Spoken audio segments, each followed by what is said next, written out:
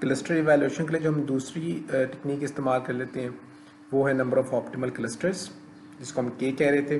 तो number of optimal clusters अगर हम देखें कि कितने, what is the optimal number of clusters, उसका कोई हमारे पास राइट आंसर नहीं होता। The number of optimal cluster depends on number of factors, different factors, जिनमें से एक है डिस्ट्रीब्यूशन शेप। डिस्ट्रीब्यूशन शेप से क्या मुराद है, यानी इससे हमें पता चलेगा कि हमारा डेटा की डिस्ट्रीब्यूशन किस तरह की है, उसकी शक्ल कैसी है। जैसे मसलन यहाँ पर दो हमें चीज़ें नज़र आ रही हैं। एक केस में हमारा डेटा जो है वो कुछ इस तरह का है और फिर दोबारा फिर एक और पीक आती है, तो हमें लगता है कि कुछ पॉपुलेशन हमारी इस बड़ी वाली पीक के अंदर है और कुछ पॉपुलेशन हमारी इस छोटी वाली पीक के अंदर आ रही है। तो इस तरह की चीज़ें हमारी बता सकती हैं, डिस्ट्रीब्यूशन वगैरह बता सकती हैं कि हम कितने क्लस्टर्स में चीज़ों को डिवाइड कर सकते हैं। ये जो शेप है डिस्ट्रीब्यूशन की, ये हमारी लेफ़्ट स्क्यूड भी हो सकती है। लेफ़्ट स्क्यूड में क्या होगा, हमारे डेटा का मीन जो होगा वो टूवर्ड्स लेफ़्ट शिफ्टेड होगा, उसकी लेफ़्ट टेल होगी। जैसे कुछ इस किस्म की शक्ल अगर हम ड्रॉ करें तो ये एक तरह से लेफ़्ट टेल्ड किस्म की डिस्ट्रीब्यूशन है, जबकि राइट टेल डिस्ट्रीब्यूशन हमारी होगी वो शायद काफ़ी सारी पॉपुलेशन लेफ़्ट साइड पर होगी और उसकी टेल राइट पर होगी इस पॉपुलेशन की। तो इस पर यकीनन मीन भी कहीं थोड़ा सा लेफ़्ट शिफ्टेड मीन होगा, बिल्कुल सेंटर में नहीं हुआ होगा। और कुछ यूनिफॉर्मली शिफ्टेड होती हैं। यूनिफॉर्मली शिफ्टेड अगर हम देखें तो वो कुछ इस किस्म की शक्ल होगी अप्रॉक्सीमेटली, जो मैं राइट साइड पर ड्रॉ कर रहा हूँ। यूनिफॉर्मली शिफ्टेड किस्म की हमारी, सॉरी यूनिफॉर्मली शिफ्टेड नहीं कहना चाहिए इसको हमें सिमेट्रिकल कहना चाहिए, या अनस्क्यूड किस्म की शक्ल होनी चाहिए इसकी।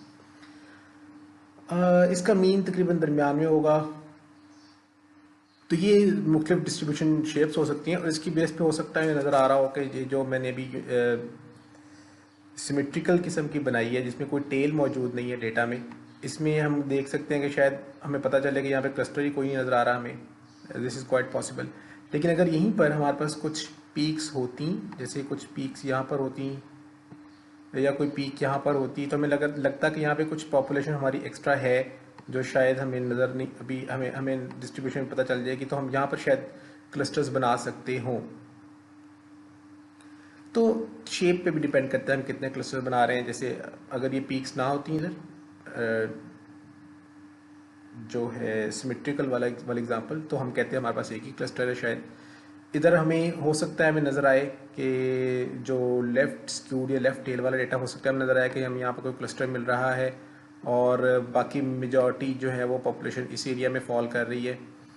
सिमिलरली राइट टेल में भी हमें इस तरह से मिल सकता है। और जो ऊपर एग्जांपल मैंने ब्लू सर्कल्स वाली एग्जांपल है, इसके अंदर टॉप राइट पर, इसके अंदर हम देखें तो हमें लगता है कि यहाँ पर एक क्लस्टर मौजूद है और यहाँ पर भी शायद एक क्लस्टर मौजूद है जो लेफ़्ट साइड पर काफ़ी सारी पॉपुलेशन है। उसके बाद एक और एग्जांपल हमें नज़र आ रही है जिसमें दो येलो बॉक्सेस के साथ चीज़ों को हाईलाइट किया गया, ये भी क्लस्टर्स को हाईलाइट किया गया। Someone can also say that this is another cluster here and this is may be a different cluster may be, या इसको इस पहले वाले राइट वाले येलो के साथ भी मर्ज किया जा सकता है। तो इस तरह से हमें क्लस्टर्स नज़र आ सकते हैं based on the distribution, shape of the distribution. बाज़ का हमारे डेटा की शक्ल इस तरह की होगी कि उसमें काफ़ी सारे अप्स एंड डाउन्स आ रहे होंगे बेस्ड ऑन द पॉपुलेशन। ये यहाँ पे हमें लग रहा है कि शायद कुछ डेटा हमारा इधर क्लस्टर हुआ है, कुछ डेटा इस जगह पर क्लस्टर हुआ है येलो टाइप की जगह पे, कुछ डेटा रेड पे क्लस्टर हुआ है। तो इधर हम कह सकते हैं कि 3 पीक्स हैं, तो शायद यहाँ पे ज़्यादा अमाउंट ऑफ इंस्टेंसेस मौजूद हैं, तो may be there we have these clusters. Distribution shape का बड़ा इम्पैक्ट होता है, उससे हमें पता चल सकता है कि हम कितने क्लस्टर्स हमारे लिए सूटेबल हैं या ऑप्टिमल है। This can actually help us, this type of plots जो होंगे हमारे शेप के plots, they can help us identifying the optimal cluster. Then scale used in the data set will also affect the answer कि optimal क्या है। Scale की वजह से क्या होता है, अगर हमने फॉर एग्जांपल कुछ डेटा मेंबर्स इस्तेमाल, कुछ जो एट्रीब्यूट्स हमारे डेटा के अंदर वो इस्तेमाल किए हुए हैं, उनकी स्केल्स हैं वो काफ़ी डिफरेंट रेंजेस में, एक की रेंज काफ़ी बड़ी है। मिसाल के तौर पे वेट इन पाउंड्स, उसकी रेंज काफ़ी बड़ी हो सकती है, और दूसरा हो सकता है हाइट इन मीटर्स, उसकी रेंज इतनी बड़ी नहीं होगी लोगों की हाइट्स की।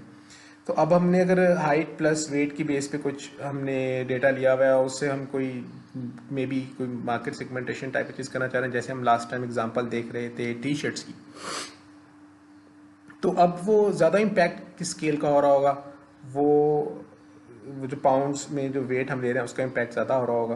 तो उसकी वजह से भी हमारी क्लस्टरिंग जो होगी वो डिफरेंट हो सकती है, हमारे नंबर ऑफ़ क्लस्टर डिफरेंट हो सकते हैं अगर हम पाउंड्स में वेट ले रहे हैं। और अगर हमने हाइट को भी इंचज़ में कर दिया तो अब शायद हमारा क्योंकि जो हमारी वेट है जो पाउंड्स में आ रहा है उसका इम्पैक्ट मुसलसल ज़्यादा पड़ रहा है, तो उसके हिसाब से हमें अपना केस सेलेक्ट करना पड़ेगा क्योंकि एक चीज़ का इम्पैक्ट ज़्यादा है। Scale impacts the number of clusters. Then user requirements regarding clusters will also impact the value of k. हमारे क्लस्टरिंग एल्गोरिथम के users for example software project managers हैं और वो कहते हैं कि जी हमें तो 4 कैटेगरीज चाहिए मॉड्यूल्स की, कि एक तो हमें चाहिए कि जो वेरी लोली डिफेक्ट प्रोन है, एक लोली डिफेक्ट प्रोन है, एक हाईली डिफेक्ट प्रोन है और एक वेरी हाईली डिफेक्ट प्रोन है। तो हमें 4 ग्रुप्स में चाहिए। तो अब वो 4 ग्रुप्स उनको चाहिए तो we have to make 4 clusters out of the data. तो उसमें we can not do much. So what are the approaches then to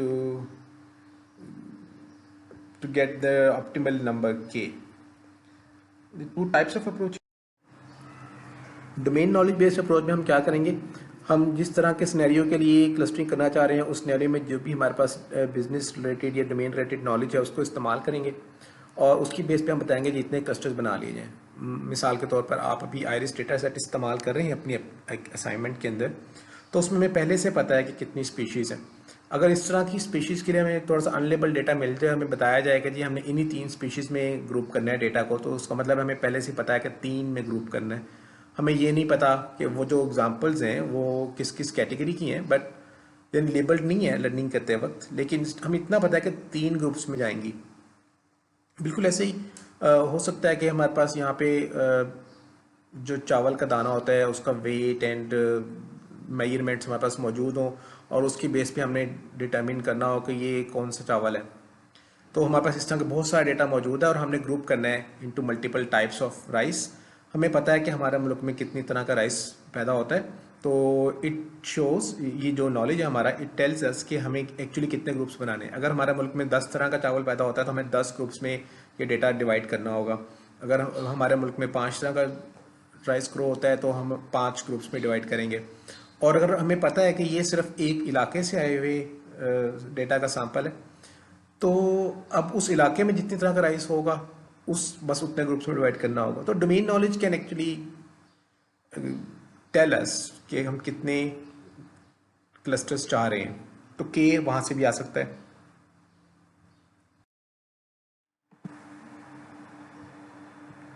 अगर हम डोमेन नॉलेज बेस्ड अप्रोच इस्तेमाल ना कर सकते हो तो फिर हम डेटा ड्रिवन अप्रोच कर सकते हैं। डेटा ड्रिवन अप्रोच में फिर मुख्तलिफ मैथमेटिकल मेथड्स हैं जिनको इस्तेमाल किया जा सकता है। इसमें से एक हमारा एम्पिरिकल मेथड है। ये मुख्तलिफ ह्यूरिस्टिक्स हैं जो इस्तेमाल करते हैं लोग। एम्पिरिकल मेथड में क्या है, एम्पिरिकल मेथड में हम कहते हैं k is actually equal to square root of n/2 and where n is the number of data points. हमारे पास अगर 100 डेटा पॉइंट्स हैं तो k would be equal to 100/2 का अंडर रूट, जो कि 50 का अंडर रूट बनता है। हमारे पास n इज इक्वल टू 18 है तो हमारे पास k would be equal to 3। तो इस केस में क्या होगा, ईच क्लस्टर वुड रफली contain under root 2n members. ये इसमें सिचुएशन बन जाती है। मिसाल के तौर पर अगर हम n इज इक्वल टू 18 ले रहे थे, n इज इक्वल टू 18 लिया which means we have 18 data points, तो k would be equal to 18/2 is 9, 9 under root is 3, k is equal to 3 and then each cluster would have 36 under root members which is 6 members. तो 3 clusters हैं, 6 members उसके अंदर आ रहे हैं। तो ये heuristic है हमारा नंबर ऑफ क्लस्टर्स निकालने का, ऑप्टिमल नंबर के निकालने का। एक हमने देखा था एल्बो मेथड है। एल्बो मेथड हमने वो भी हमारे डेटा ड्रिवन अप्रोच में आता है। हम इसी डेटा को इस्तेमाल करते हुए विद इन क्लस्टर वेरिएंस निकाल लेते हैं which is actually the distance between the points and the mean value. जो हमने लास्ट टाइम देखा था, ये हमारे जे के अंदर इस्तेमाल भी हो रही थी। हमारे मीन से जो हमारा सेंट्रॉइड था उससे हमारी एग्जाम्पल का डिस्टेंस, और ये जो स्क्वायर डिस्टेंस है इसकी एवरेज हमारी वेरिएंस कहलाती है। तो विद इन क्लस्टर वेरिएंस निकाल के हम ये सम ऑफ क्लस्टर वेरिएंसेस ले लेते हैं, उसको W कह देते हैं और उसको प्लॉट करते हैं जैसे हमने लास्ट टाइम प्लॉट किया था। और इसमें हमने देखा था यहाँ पर भी ऐसे ही हो रहा है इस पर्टिकुलर एग्जांपल में कि हमारे पास 4 is the number of clusters, number of optimal clusters. इसके अलावा भी अप्रोचेस होती हैं। एक अप्रोच जैसे कि स्टैटिस्टिकल अप्रोच है, इसमें क्या करते हैं जी, you calculate W as you do in elbow method, and afterwards what you do is you calculate W for another reference data set जो कि यूनिफॉर्म डिस्ट्रीब्यूशन से जनरेट किया गया हो। उस W को हम कहते हैं WR है, रेफरेंस के लिए निकाला गया W। वहाँ पर हमने K रैंडम पॉइंट्स निकाल लिए। For example if K was equal to 2, तो वहाँ पर 2 रैंडम पॉइंट्स ले लिए हमने, और उसकी बेस पर हमने यही जो हमारा वेरिएंस है ये निकालने की कोशिश की। K इक्वल 3 है तो 3 के अगेंस्ट निकालने की कोशिश की, और ये W's हमने आइडेंटिफाई किए कि अगर हमारे पास यूनिफॉर्म डेटा होता जो हमने सबसे शुरू में देखा था जिसमें हो सकता है मीनिंगफुल क्लस्टर्स ना हो, तो उससे जितना दूर होगा हमारा W उतना मतलब जिस पॉइंट पर वो W हमारा उस W से दूर होगा, हम कहेंगे ये वो पॉइंट है जहाँ पे हमें K चूज़ करना चाहिए।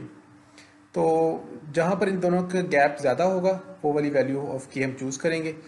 मसलन हम इस तरह का प्लॉट कर लेंगे जहाँ पर हमें पहले की तरह एल्बो मेथड की तरह एक्स एक्सिस पे हमारा क्लस्टर काउंट है, नंबर ऑफ क्लस्टर्स है, ये वैल्यू ऑफ K है, और ये क्लस्टर काउंट क्या चीज़ इसमें हम K तो चूज़ कर रहे हैं, एंड वाई एक्सिस पे हमारा गैप वैल्यू है, और गैप वैल्यू यहाँ पर हमें मैक्सिमम मिली है।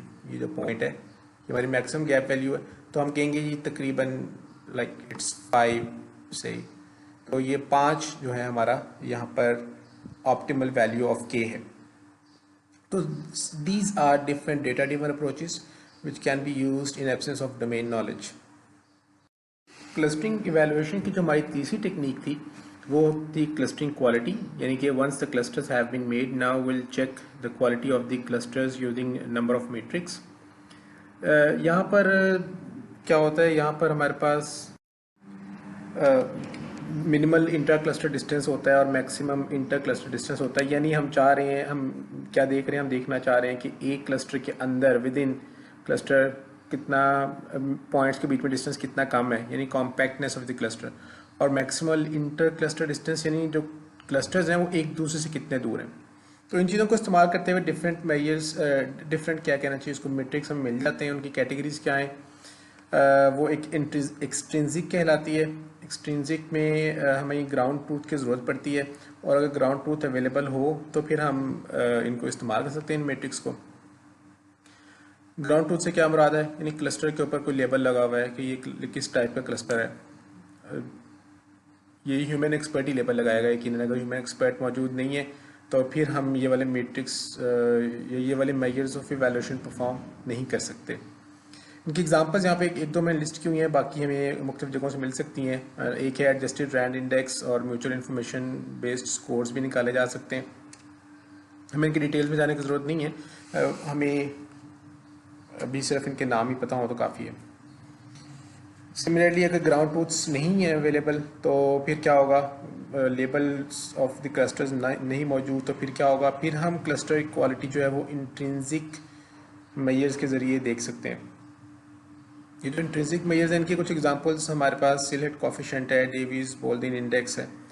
अब ये सिर्फ दो नाम मैंने यहाँ पे लिखे हैं, देयर आर मोर मैट्रिक्स, और ये जो मैट्रिक्स हैं इनके बारे में जैसे मैंने अभी कहा कि परेशान होने की ज़रूरत नहीं है हमें कि किस तरह से कैलकुलेट होते होंगे।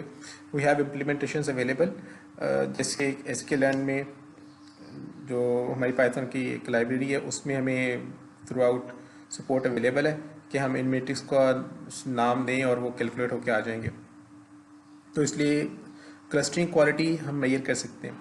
तो ओवरऑल हमने ये देखा कि अगर हमने क्लस्टरिंग कर ली है, और because we are performing unsupervised learning, हमने क्लस्टरिंग कर ली है, और इस क्लस्टरिंग को करने के बाद हमें पता नहीं है कि हमारी क्लस्टरिंग ठीक है या नहीं, तो हम 3 तरीके इस्तेमाल कर सकते हैं।